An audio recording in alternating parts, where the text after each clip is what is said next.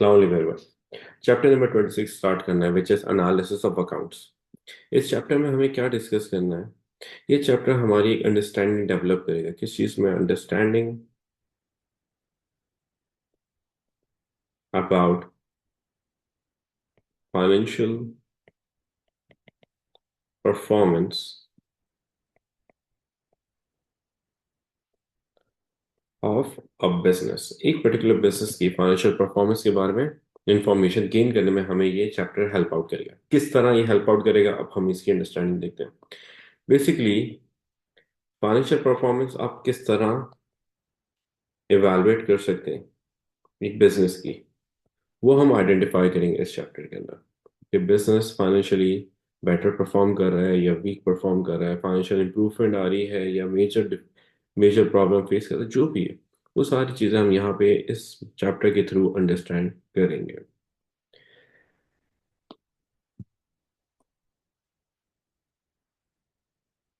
ये चैप्टर हमारा totally based है ऑन रेशियोज। रेशियोज का अगर हम बात करें तो रेशियोज बेसिकली क्या है? एक मेथड होता है जिसमें हम क्या करते हैं, डिफरेंट न्यूमेरिकल वैल्यूज को कंपेयर करते हैं। और जब हम बात करें अकाउंटिंग रेशियोज या फाइनेंशियल रेशियोज तो वहां पे उसमें क्या होता है, बिजनेस कंपेयर करता है सिर्फ और सिर्फ टू और मोर फाइनेंशियल वैल्यूज।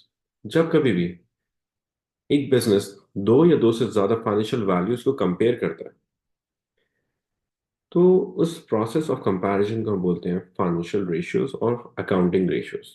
और ये टोटल चैप्टर चैप्टर नंबर 26 उसी पे बेस्ड है। इवन एग्जाम में एग्जामिनर आपसे क्वेश्चन किस तरह पूछेगा इस चैप्टर से रिलेटेड। एग्जामिनर इस चैप्टर में आपको कैलकुलेशन बेस्ड क्वेश्चंस भी पूछ सकता है, थ्योरेटिकल बेस्ड क्वेश्चंस भी पूछ सकता है। दोनों तरीकों से आपकी नॉलेज टेस्ट करता है एग्जाम में।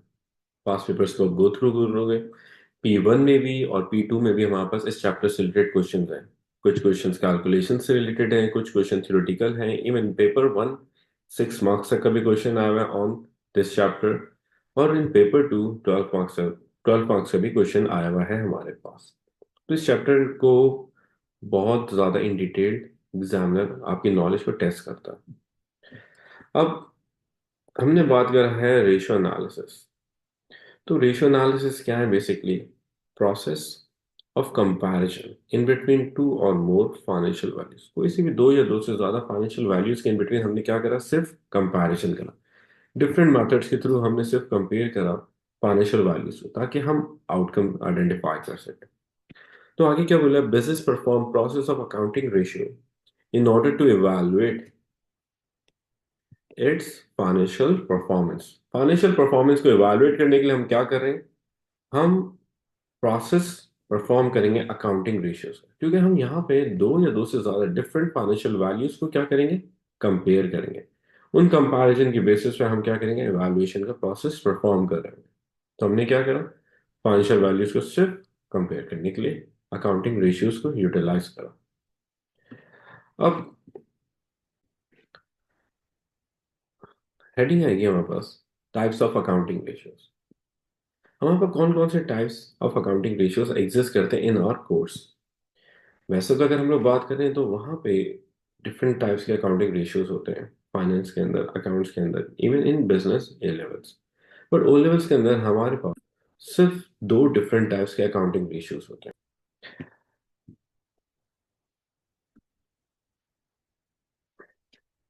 अब देखें हमारे पास जो मेथड्स हैं, there are two different methods of ratio analysis. कौन कौन से दो ऑप्शन हमारे पास अवेलेबल है? एक ऑप्शन है हमारे पास प्रॉफिटेबिलिटी रेशियो। प्रॉफिटेबिलिटी रेशियो के अंदर बिजनेस क्या करते हैं? अपने प्रॉफिट्स को कंपेयर करता है डिफरेंट फाइनेंशियल वैल्यूज के थ्रू के साथ, ताकि वो सिर्फ आइडेंटिफाई कर सके अपनी financial performance on the basis of profits. हमने जो प्रॉफिट जनरेट करे हैं वो प्रॉफिट्स हमारे बिजनेस की फाइनेंशियल परफॉर्मेंस में एक पॉजिटिव इम्पैक्ट क्रिएट कर रहे हैं या हमारे लिए एक प्रॉब्लमेटिक सिचुएशन है। तो हम वो सिर्फ और सिर्फ किसकी बेसिस पे? प्रॉफिट्स की बेसिस पे हम आइडेंटिफाई करेंगे how a business is performing financially.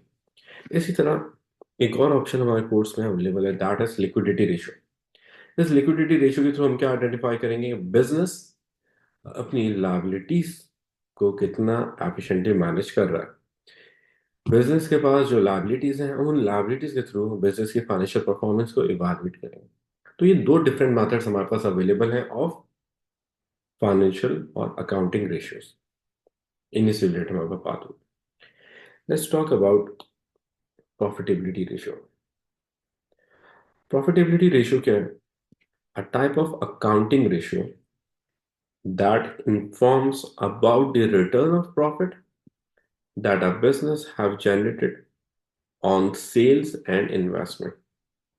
जो बिजनेस ने अपने पास सामान बेचा है, सेल्स परफॉर्म की, उन सेल्स के ऊपर या जो फाइनेंसेस बिजनेस में इन्वेस्ट करें, उन इन्वेस्टमेंट के ऊपर बिजनेस कितना फाइनेंशियल रिटर्न गेन कर रहा है, और वो भी in the form of profit.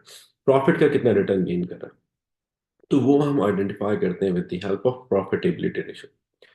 For example, income statement के थ्रू तो हमने अंडरस्टैंडिंग डेवलप कर ली कि बिजनेस ने प्रॉफिट जनरेट करे हैं ऑफ 5 मिलियन। इनकम स्टेटमेंट बनाई हमने, इंफॉर्मेशन गेन कर ली, 5 मिलियन का हमें प्रॉफिट हुआ।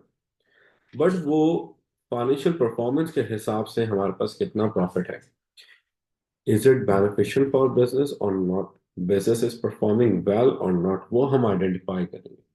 भाई परफॉर्मेंस इंप्रूव हो रही है या हमारे पास रिड्यूस हो रही है, वो हम आइडेंटिफाई करेंगे with the help of profitability ratio. अब प्रॉफिटेबिलिटी रेशियो, प्रॉफिट्स को इवैल्यूएट करने के लिए आपके पास तीन डिफरेंट मेथड्स अवेलेबल है। Number one, return on capital employed, means आपने जो इन्वेस्टमेंट की है, इन्वेस्टमेंट पे आपको कितना रिटर्न ऑफ प्रॉफिट मिल रहा है। ग्रॉस प्रॉफिट मार्जिन, जो gross profit of business generate कर रहा है वो इन टर्म्स ऑफ रिटर्न कितना है, परसेंटेज की फॉर्म में। नेट प्रॉफिट मार्जिन, जो हमने सारे खर्चे कवर अप करने के बाद प्रॉफिट जनरेट करा है, तो वो प्रॉफिट हमारे पास इन टर्म्स ऑफ परसेंटेज कितना जनरेट हो रहा है। इन तीनों तरीकों से, इन थ्री डिफरेंट मेथड्स के थ्रू बिजनेस क्या करता है, अपनी फाइनेंशियल परफॉर्मेंस को इवैल्यूएट कराता है, कितना एफिशिएंटली वो फाइनेंशियली परफॉर्म कर रहा है। स्टार्ट करते हैं with the heading of return on capital employed, ROCE,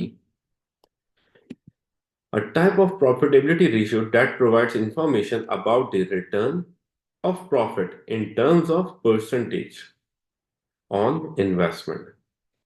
हमने जितनी भी इन्वेस्टमेंट की हुई है, उस इन्वेस्टमेंट के ऊपर हमें कितना रिटर्न ऑफ प्रॉफिट आ रहा है, वो हम आइडेंटिफाई करते हैं with the help of ROCE, return on capital employed. हो सकता है हमने बिजनेस में इन्वेस्टमेंट की हुई है 20 मिलियन की, और हमारे पास प्रॉफिट जो आया है वो आया है 1 मिलियन का। हम तो वैसे खुश हो रहे थे, भाई हमें 1 मिलियन का प्रॉफिट आ गया, 10 लाख का प्रॉफिट हमने कमा लिया, भाई बिजनेस बहुत अच्छा परफॉर्म कर रहा है, बिजनेस डूइंग वेल। बट जब हमने कंपैरिजन करा विद और इन्वेस्टमेंट, तो पता चला भाई बिजनेस के हालात थोड़े से नासाज लग रहे हैं, बिजनेस की कंडीशन थोड़ी सी अच्छी नहीं है। जो बेटर परफॉर्म कर सकता था वो नहीं कर रहा ड्यू टू सम रीजंस। तो रिटर्न ऑन कैपिटल एम्प्लॉयड सिर्फ क्या बताएगा, प्रॉफिट का रिटर्न ऑन द इन्वेस्टमेंट, जो इन्वेस्टमेंट हमने बिजनेस में की हुई है। अब इसका फॉर्मूला, क्या फॉर्मूला है हमारे पास, net profit divide by investment multiply by 100। तो हमने कुछ नहीं करना, बिजनेस का जितना भी प्रॉफिट आफ्टर एक्सपेंसेस आएगा हमने वो यहाँ पे मेंशन करना है। बिजनेस ने जितनी भी टोटल इन्वेस्टमेंट की हुई है, हमने उसको डिनोमिनेटर में मेंशन करना है और मल्टीप्लाई बाय 100 करना है in order to have values in percentage. तो इसी चीज के ऊपर हम वर्किंग कर लेते हैं। प्रॉफिट जैसे हमने जनरेट करा 1 मिलियन, 20 मिलियन इज और इन्वेस्टमेंट, और हमने उसको सिंपली मल्टीप्लाई कर दिया विथ 100। तो अब हमें क्या पता चलेगा, हमारे पास बिजनेस को इन्वेस्टमेंट में कितना रिटर्न मिल रहा है परसेंटेज की फॉर्म में। परसेंटेज की फॉर्म में आइडेंटिफाई करना जरूरी होता है परफॉर्मेंस को इवैल्यूएट करने के लिए। तो हमारे पास हमें इंफॉर्मेशन मिली कि भाई 5% रिटर्न जनरेट कर रहा है इन्वेस्टमेंट पे। पहले तो हम खुश हो रहे थे, 10 लाख का प्रॉफिट आ रहा है, भाई 2 महीने या 3 महीने पैसे जमा करेंगे, गाड़ी खरीद लेंगे, 2 महीने बाद फिर गाड़ी को अपग्रेड कर लेंगे। हमने भाई बहुत अच्छे ख्यालात बना लिए थे, फिर पता चला जितने पैसे लगाए उसके हिसाब से तो सिर्फ 5% का रिटर्न है, जो अकाउंटेंसी के अकॉर्डिंगली आपके पास एक पुअर रिटर्न कंसिडर किया जा रहा है। क्यों? क्योंकि एक एवरेज रिटर्न जो होना चाहिए, जो एक अच्छा बेनिफिशियल रिटर्न होना चाहिए, वो होना चाहिए अबव और इक्वलेंट टू 8%। 8% रिटर्न मिल रहा है, अच्छा रिटर्न है। 8% से ज्यादा रिटर्न मिल रहा है, बहुत ही अच्छी बात है। बट लेस देन 8% हमारे लिए थोड़ा सा प्रॉब्लमेटिक है। वो हमारे बिजनेस की बेनिफिशियल सिचुएशन पे मूव नहीं करेगा, मसला बनेगा हमारे लिए। ठीक है भाई। तो ये हमारे पास रिटर्न ऑन कैपिटल एम्प्लॉयड है।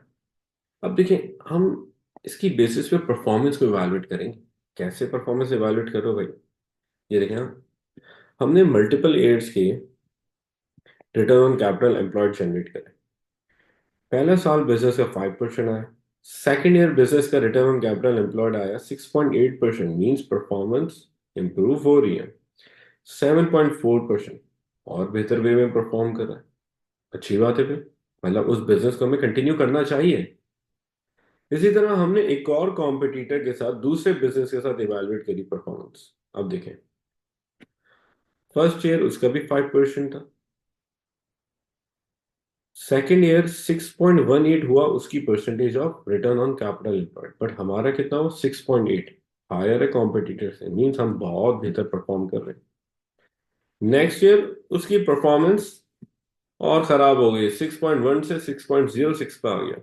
बट हमने तो इम्प्रूव करा। तो ये कंपैरिजन करने में हेल्प आउट कर रहा है कि आपके बिजनेस कैसा परफॉर्म कर रहा है financially, on the basis of profits. तो रिटर्न ऑन कैपिटल एम्प्लॉयड का यही एम है कि आपको प्रॉफिट पे कितना रिटर्न मिल रहा है उसको हम आइडेंटिफाई करते हैं। अगर लेस रिटर्न है, प्रॉफिट का रिटर्न इंक्रीज नहीं हो रहा over the period of time, over the years, means हमारी अच्छी परफॉर्मेंस नहीं है। उस सर्कमस्टेंसेस में, ये जो देखें ब्लू वाला बॉक्स लिखा हुआ है, उन सर्कमस्टेंसेस में बिजनेस बंद करके पैसे यहाँ ना लगाते फाइनेंशियल इंस्टीट्यूशन में, बैंक में, ज्यादा पैसे मिल जाएंगे, ज्यादा प्रॉफिट का रिटर्न आ जाएगा हमारे पास। तो ये क्या हो गया हमारे पास?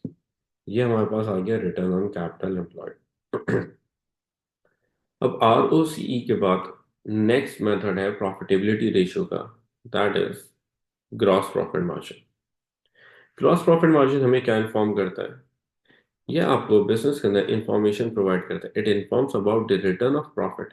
प्रॉफिट का रिटर्न बता रहा है, लेकिन profit before expenses, against sales और रेवेन्यू। जो सामान बेचा है, सामान बेचने के अगेंस्ट हमारे पास जो प्रॉफिट आया है बिफोर एक्सपेंसेस, वो कितना आ रहा है, वो हम आइडेंटिफाई करते हैं with the help of gross profit margin, जिसको हम GPM भी बोलते हैं, ग्रॉस प्रॉफिट मार्जिन का शॉर्ट फॉर्म। इससे हमें क्या पता चलेगा? इससे हमें सिर्फ ये इंफॉर्मेशन मिलेगी कि हमने जो रेवेन्यू जनरेट करा है, 200,000 का, 2 लाख का रेवेन्यू जनरेट करा है, और उस पे हमें ग्रॉस प्रॉफिट मार्जिन जनरेट हुआ है कितने का? 120,000। तो वो कितना है इन टर्म्स ऑफ परसेंटेज, वो हम आइडेंटिफाई कर रहे हैं सिर्फ इसके थ्रू। कैसे पता चलेगा? फॉर्मूला देखते हैं। Gross profit divide by revenue multiply by 100। Business ने देखा उसके पास ग्रॉस प्रॉफिट कितना था? 1,20,000।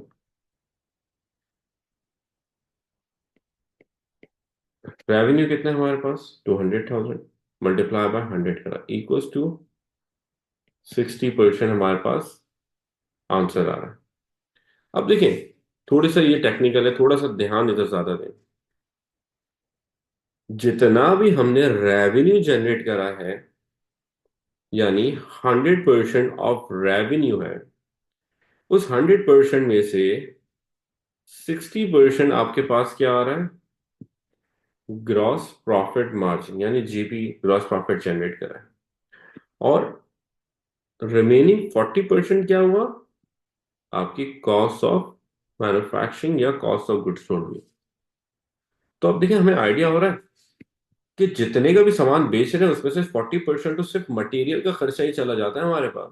मैन्युफैक्चरिंग कॉस्ट ही चली जाती है, जो बिजनेस के लिए प्रॉब्लमेटिक हो सकती है। कब? जब आपके पास रेवेन्यू, जब आपके पास कंट्री में इन्फ्लेशन इंक्रीज होगी। By any chance inflation increase होती है, सिनेरियो देखें, अभी हम सिनेरियो देखते जाए। पाकिस्तान में है हम लोग, और यहाँ पे इन्फ्लेशन रेट अप्लाई हो चुका है अराउंड 13%। 13% इन्फ्लेशन हो गई भाई। इन्फ्लेशन के टाइम पे तो हमें एक आइडिया है हमारा प्रोडक्ट नहीं बिकेगा, तो हम अपने प्रोडक्ट की प्राइसेस को बिल्कुल भी इंक्रीज नहीं कर सकते। बट हमारी कॉस्ट तो लाजमी लाजमी इंक्रीज होगी ड्यू टू इन्फ्लेशन।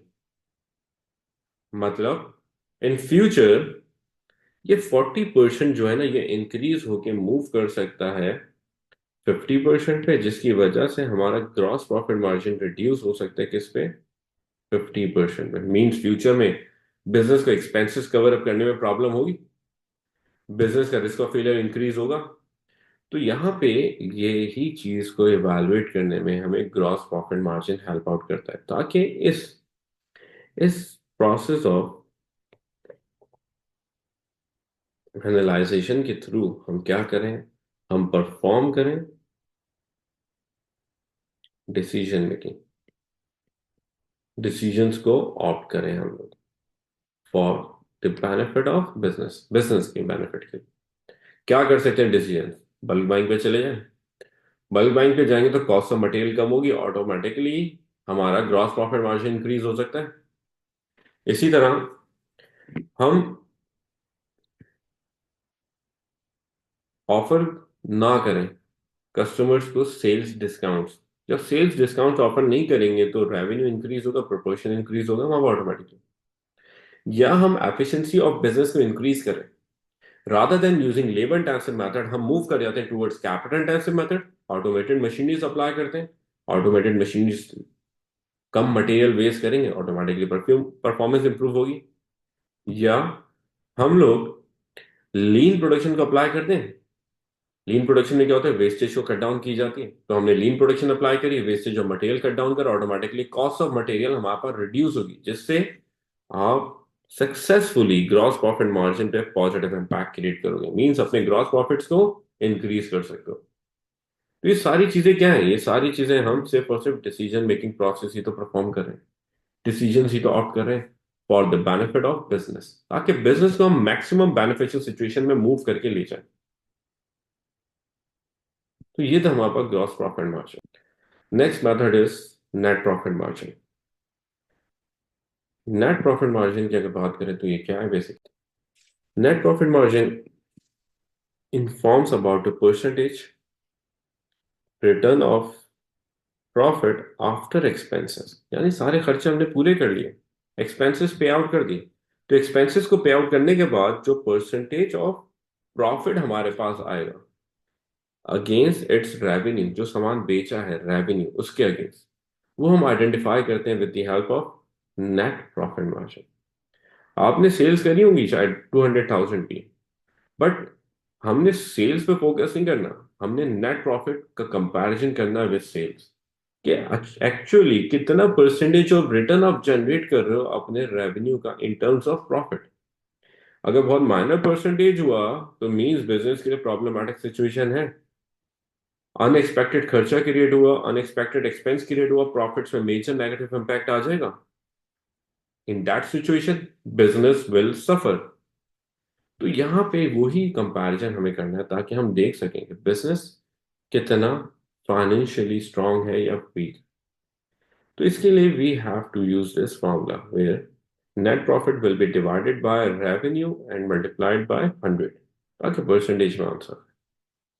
ये फॉर्मूला हमारे पास एग्जिस्ट करता है नेट प्रॉफिट मार्जिन का। ठीक है भाई, अब एक क्वेश्चन देखते हैं, प्रैक्टिस क्वेश्चन, ताकि इन तीनों की बेटर अंडरस्टैंडिंग डेवलप हो सके। Unit sold 2800, selling price is 42 per unit, rent is 27,000, utility is 5 per unit। एक प्रोडक्ट की कॉस्ट कितनी, 5। Raw material 12 per unit and investment is 7,20,000। तो अब हम लोग क्या करें, हम एक इनकम स्टेटमेंट बनाते हैं पहले, समराइज वे में बनेगी बिजनेस के हिसाब से, जिसमें हम क्या करेंगे, सिंपल रेवेन्यू को हम माइनस करेंगे with cost of goods sold और cost of manufacturing, then we will have the amount of gross profit यानी प्रॉफिट बिफोर एक्सपेंसेस। फिर हम इसमें से डिडक्ट करेंगे एक्सपेंसेस को, लेस करेंगे, और फिर हमारे पास आएगा नेट प्रॉफिट। सही है भाई, फॉर्मेट हमने रिकॉल करा है। चलिए हम वैल्यूज की बात करते हैं। रेवेन्यू का फॉर्मूला तो याद होगा, selling price multiply by units sold. Selling price is 42, multiply करा विद यूनिट सोल्ड, हमारे पास आ जाएगी अमाउंट। इसी तरह कॉस्ट ऑफ मैन्युफैक्चरिंग के लिए क्या करते हैं हम, कॉस्ट ऑफ मैन्युफैक्चरिंग के लिए हम लोग रॉ मटेरियल की कॉस्ट को मल्टीप्लाई करेंगे with number of units sold, जितने प्रोडक्ट्स आपने बेचे हैं उससे हम मल्टीप्लाई कर देंगे। क्योंकि बिजनेस के अंदर concept of purchase return, purchase discounts exist नहीं करता, इवन कैरेज लिमिट्स भी एग्जिस्ट नहीं करता। तो हम लोग के पास सिंपल क्या है, raw material with the number of units manufacture, तो हमें पता चल जाएगा कॉस्ट ऑफ गुड्स सोल्ड और कॉस्ट ऑफ मैन्युफैक्चरिंग कितनी आ रही है। इट इज, ठीक है, 33,600, जिसको हमने माइनस करा फ्रॉम रेवेन्यू, तो अमाउंट कितनी आएगी ग्रॉस प्रॉफिट की, यानी कि प्रॉफिट बिफोर एक्सपेंसेस। इस प्रॉफिट को हम साथ में लेके नहीं जा सकते घर, खर्चे भी तो पूरे करने, एक्सपेंसेस भी तो मीट करने हैं इसमें से। तो हमने क्या करा, ग्रॉस प्रॉफिट जनरेट करा। ग्रॉस प्रॉफिट में से हमें एक्सपेंसेस माइनस करने हैं। तो एक्सपेंसेस के लिए देखें कौन कौन से, यूटिलिटी एक्सपेंस है which is 5 per unit, 5 multiply by 2800। इसी तरह आपके पास रेंट है, कितने का, 27,000 का, प्लस 27,000। हमने ये वैल्यूज दोनों ऐड करनी है, और तो हमारे पास फिर एक्सपेंस आ जाएगा जो आ रहा है इन टोटल। टोटल आ रहा है 41,000। टोटल खर्चा जो बिजनेस ऑपरेशंस परफॉर्म करते वक्त हमें करना पड़ रहा है विच इज 41,000। सारे खर्चे माइनस करें तो फिर हमें पता चला we have manage to generate a profit of 43,000। ये हमने इनकम स्टेटमेंट वाली प्रैक्टिस करी। अब हम इस पे क्या अप्लाई करेंगे, return capital employed, gross profit margin and net profit margin. तो स्टार्ट करते हैं with return capital employed, ROCE। Return capital employed equals to net profit upon investment multiply by 100। Means 43,000 net profit है हमारे पास। Investment अभी हमने mention करी हुई कितनी, 7,20,000 मल्टीप्लाई बाय 100 इक्वल्स टू 5.97%। अब देखिए हमने क्या एक अंडरस्टैंडिंग डेवलप करी है, ROC return on capital employed should be minimum of 8%। ये 8% से कम आ रहा है मीन्स हमारी परफॉर्मेंस अच्छी नहीं है। तो यहाँ हमने क्या आइडेंटिफाई करा, poor performance of business show हो रही है against the amount invested in business. सही है भाई। नेक्स्ट मूव करते हैं हम towards gross profit margin equals to gross profit upon revenue multiply by 100। Gross profit देखें कितना आ रहा है, ये हाईलाइट करा मैंने, 84,000 है। सिंपल वैल्यूज पिक करनी है, हमें कुछ भी नहीं करना। एग्जामिनर ये सारी वैल्यूज हमें प्रोवाइड करेगा, सिर्फ हमें क्या करना है, फॉर्मूला याद होना चाहिए और वैल्यूज को पिक करेंगे फ्रॉम डाटा या टेबल। रेवेन्यू है 117,600 एंड मल्टीप्लाई कर दिया विद 100। हमारा आंसर कितना आ रहा है, 71.42%। एक अच्छा एक अच्छा ग्रॉस प्रॉफिट मार्जिन कंसीडर कर सकते हैं, क्योंकि जितनी भी कॉस्ट ऑफ मैन्युफैक्चरिंग है वो मेजर लोअर साइड पे एग्जिस्ट करिए, अराउंड 30% है। तो हमारे पास अच्छा खासा रिटर्न ऑफ ग्रॉस प्रॉफिट है जिसके थ्रू हम अपने ऑपरेशनल कॉस्ट को, ऑपरेशनल खर्चों को पूरा कर सकेंगे। हाँ, बिजनेस स्टिल प्रैक्टिस अप्लाई करेगा, एफर्ट्स अप्लाई करेगा कि किसी भी तरीके से अपने ग्रॉस प्रॉफिट मार्जिन को क्या करें, इंक्रीज कर सकें। वो प्रैक्टिस हमने अभी अंडरस्टैंड करी है, क्या बल्क बाइंग पे चला जाए, एफिशिएंसी इंक्रीज करें लीन प्रोडक्शन और कैपिटल इंटेंसिव मेथड के थ्रू। ठीक है। इसी तरह last one is net profit margin. Net profit margin क्या बताता है हमें, बिजनेस ने जो नेट प्रॉफिट जनरेट करा है वो comparatively to revenue in terms of percentage कितना है। तो वही फॉर्मूला आ गया, net profit divide by revenue multiply by 100। Net profit कितना है हमारा, 43,000। रेवेन्यू कितना है हमारे पास, 1,117,600 एंड मल्टीप्लाई बाय 100। तो परसेंटेज आ रही है हमारे पास 36.56%, जो एक बहुत अच्छा रिटर्न है ये 36%। आपका 12% या 15% या इवन 10% भी आ जाएगा, ये भी सफिशिएंट होगा for us for a business. But 36% आ रहा है, ये तो बहुत अच्छी बात है भाई बिजनेस के लिए। मसला क्या है, ये वाला 5.97 वाला, ये अच्छा रिजल्ट नहीं आ रहा। तो रेवेन्यू जो प्रोडक्ट हम बेच रहे हैं उसके हिसाब से तो अच्छा रिटर्न है हमारे पास, बट हमने कैपिटल ज्यादा इंजेक्ट किया हुआ है। हो सकता है नेक्स्ट ईयर हमारा प्रॉफिट इंक्रीज हो जाए, हो सकता है नेक्स्ट ईयर हम हायर रिटर्न्स पे मूव कर जाए। तो बिजनेस क्या करेगा, एक साल और वेट करेगा।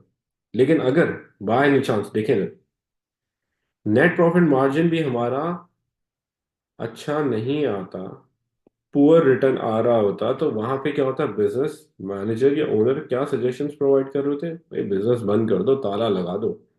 इतना प्रॉफिट या इतना कम प्रॉफिट इतने एफर्ट्स इंप्लीमेंट करने के बाद आ रहा है, तो बेहतर है बिजनेस को ऑपरेट करना ही नहीं चाहिए। ये हमने क्या करा, ये प्रॉफिटेबिलिटी रेशियो को हमने कैलकुलेट करा है, उसकी अंडरस्टैंडिंग डेवलप करी है।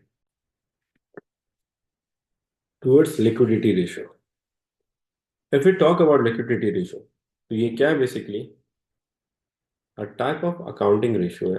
सेम वही चीज हमें पता है भाई, बताओ नहीं। That informs about the ability to pay off current liabilities.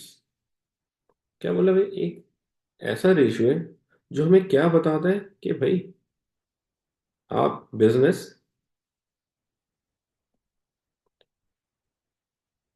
अपनी लाइबिलिटीज को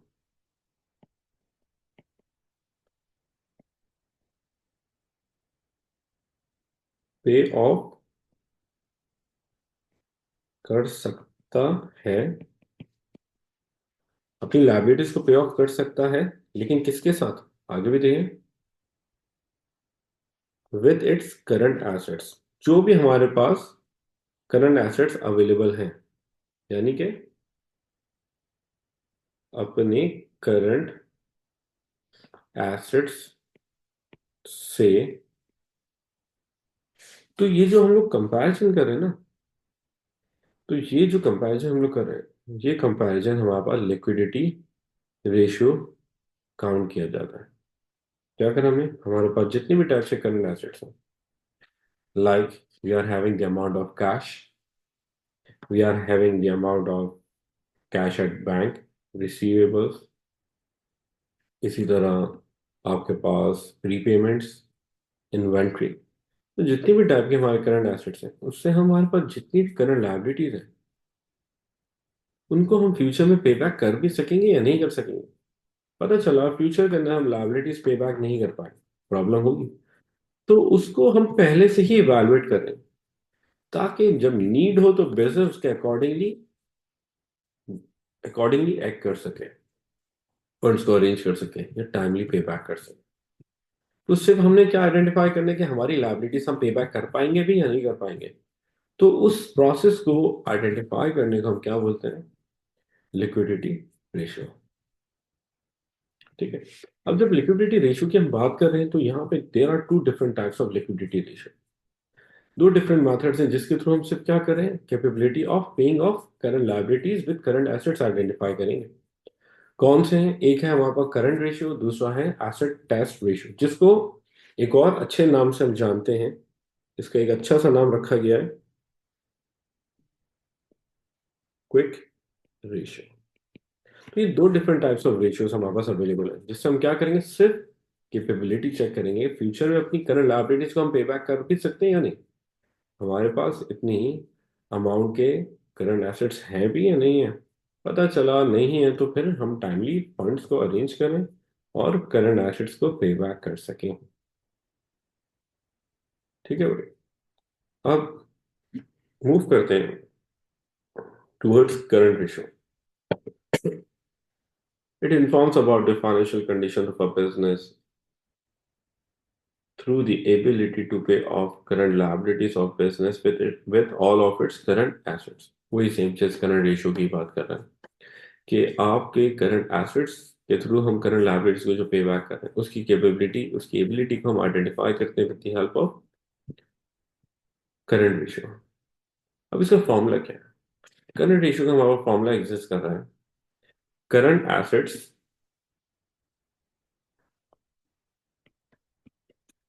divide by current liabilities of business. जितने भी टाइप्स के हमारे करंट एसेट्स हैं हम उनको सिंपल क्या करेंगे, अपनी करंट लायबिलिटीज से डिवाइड कर देंगे। जब डिवाइड करेंगे तो हमारे पास एक वैल्यू आएगी, उस वैल्यू की बेसिस पे हम डिसीजन लेंगे भाई बिजनेस पे बैक कर भी सकता है या नहीं कर सकता, बिजनेस की कैपेबिलिटी है पे बैक करने की या नहीं है। ठीक है, वो हम सिर्फ आइडेंटिफाई करेंगे। जैसे अज्यूम करते हैं हमारे पास हमारा आंसर आया करंट एसेट्स से बिजनेस के पास 25,000 के एंड करंट लायबिलिटी से बिजनेस के पास 17,000 की। तो हमने क्या करा, हमने सिंपल डिवीजन का प्रोसेस परफॉर्म करा, हमने सिर्फ डिवाइड करा करंट एसेट्स को करंट लायबिलिटीज से। तो हमारे पास आंसर क्या आ रहा है? आंसर आ रहा है हमारे पास 1.47। अगर मैं इसको थोड़ा सा और क्लियरली और थोड़ा सा साफ ज़्यादा बड़ा करके लिखे तो ज़्यादा बेटर अंडरस्टैंडिंग होगी। थोड़ा सा हम याद रख लेते हैं, ठीक है। तो हमारा आंसर आ रहा है 1.47:1। अब देखें इस आंसर से हमें क्या पता चल रहा है, अगर हमारे पास 1 रुपए की करंट लायबिलिटी है तो उसके comparatively we are having current assets of 1.47 means 47% ज्यादा करंट एसेट्स हमारे पास अवेलेबल हैं। तो मतलब फ्यूचर में हम पे बैक तो कर सकते हैं liabilities, but still business difficulty face करेगा। क्यों डिफिकल्टी फेस करेगा? क्योंकि बिजनेस के हिसाब से हमेशा दिखेगा कि आपका आंसर जो करंट रेशियो का होना चाहिए इट शुड बी 1.5 और अबव, 1.6, 1.7, 1.8 जितना भी हो, लेकिन आपका आंसर होना चाहिए 1.5 और अबव। क्यों ऐसा होना चाहिए? क्योंकि जो भी हमारे पास करंट एसेट्स हैं इनमें दो ऐसे करंट एसेट्स हैं जो हमारे लिए अक्सर प्रॉब्लम क्रिएट करते हैं, जैसे इन्वेंट्री एंड रिसीवेबल्स। ऐसा भी तो हो सकता है हमने अभी रियलाइजेशन करी, हम पे बैक कर देंगे, और हमारा एक रिसीवेबल था जिनका नाम था मिस्टर अमजद। उन्होंने क्या करा, उन्होंने अमाउंट पे बैक नहीं करी और वो गायब हो गए, उन्होंने हमें ब्लॉक करा एकदम से, आउट ऑफ द मार्केट हो गए। पता चला बिजनेस को अपनी बिजनेस अपनी लैंडेड अमाउंट को रिकवर नहीं कर पाएगा, बिजनेस को प्रॉब्लम क्रिएट हुई। तो बिजनेस क्या करता है, मिस्टर अमजद जैसे लोगों का मार्जिन पहले से होल्ड करता है, एक्स्ट्रा मार्जिन रखता है। और इसी तरह इन्वेंट्री की भी तो बात करें, इन्वेंट्री की भी तो वैल्यू चेंज होती है। Inventory always changes it's value over the period of time. कैसे वैल्यू चेंज हो रही है भाई? अगर इन्वेंट्री आउटडेटेड होने लगे या नई टेक्नोलॉजिकल एडवांसमेंट होगी तो इन्वेंट्री की वैल्यू कम हो जाएगी, मार्केट में शॉर्टेज होगी तो इन्वेंट्री की वैल्यू इंक्रीज हो जाएगी। तो बिजनेस क्या करता है, बिजनेस इन दोनों फैक्टर्स, इन दोनों टाइप्स ऑफ एसेट्स को, इन्वेंट्री को और रिसीवेबल को, दोनों को मार्जिन में रखता है। कि अगर इनके एक बैड डेब्ट हो भी जाता है या इन्वेंट्री की वैल्यू चेंज हो भी जाती है, तब भी बिजनेस स्टिल मैनेज कर ले अपनी करंट लायबिलिटीज को पे ऑफ करने। तभी वो क्या कर रहा है, 1.5 और अबव रख रहा है, मीन्स 50% एक्स्ट्रा होने चाहिए एसेट्स हमारे पास, तभी एक अच्छी परफॉर्मेंस कंसिडर की जाएगी बिजनेस के हिसाब से। ये हमारे पास क्या आ रहा है, ये हमारे पास करंट रेशियो आ रहा है। Let's move towards asset test ratio, जिसको हम क्विक रेशियो भी बोलते हैं। क्विक रेशियो बेसिकली एक ऐसा टाइप ऑफ लिक्विडिटी रेशियो जिसमें बिजनेस क्या करता है, सिर्फ उन एसेट्स को कंसीडर करता है कंपैरिजन में जो बिजनेस के इमीडिएट बेसिस में कैश में कन्वर्ट हो सकते हो। सिर्फ हम उन करंट एसेट्स को इंक्लूड करेंगे, यानी कि उन पर्टिकुलर करंट एसेट्स को हम इसमें से एक्सक्लूड कर देते हैं जो इमीडिएट बेसिस में कैश में कन्वर्ट नहीं हो सकते।